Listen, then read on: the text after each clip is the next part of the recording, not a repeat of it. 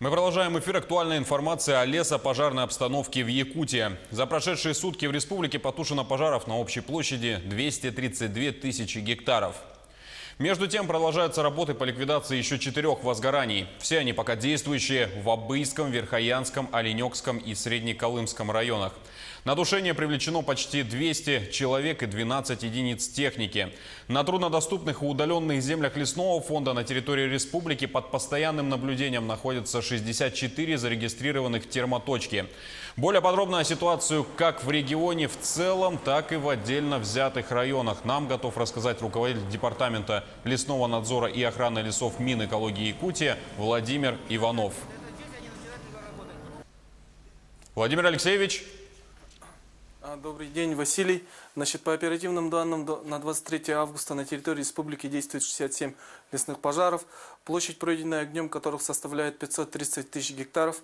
По 4 лесным пожарам, действующим на территории 5 муниципальных образований Абыйский, Верхоянский, Оленёкский, Среднеколымский, проводится работа по тушению на площади 272 гектара.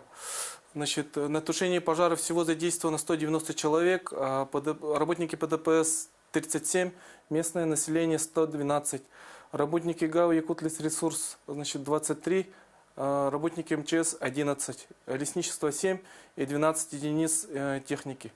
Резерв ФБУ лесохрана в количестве 103 работника, значит, задействовано на территории республики. Из них 50 работников находятся на тушении, 53 сотрудника в режиме передислокации. Предварительными причинами возникновения остаются 220 лесных пожаров, значит, линия электропередачи 4, местное население 35, отгроз 171, переход огня с земель иных категорий 12.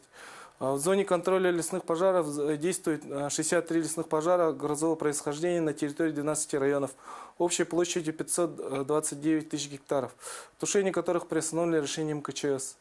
Значит, данные пожары не представляют угрозы населенным пунктам и объектам экономики. Василий. Владимир Алексеевич, а сколько в итоге пожаров удалось ликвидировать за прошедшие сутки?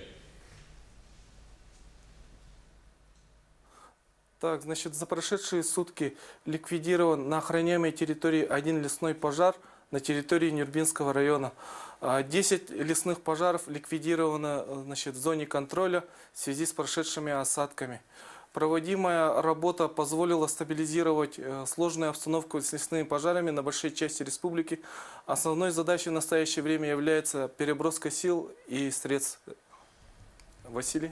Да, Владимир Алексеевич, спасибо. Я напомню нашим теле- и радиозрителям, информацию о работе противопожарных структур нам предоставил руководитель департамента лесного надзора и охраны лесов Минэкологии региона Владимир Иванов. На этом мы завершаем обзор лесопожарной обстановки в Якутии. Оставайтесь на нашем канале, не переключайтесь.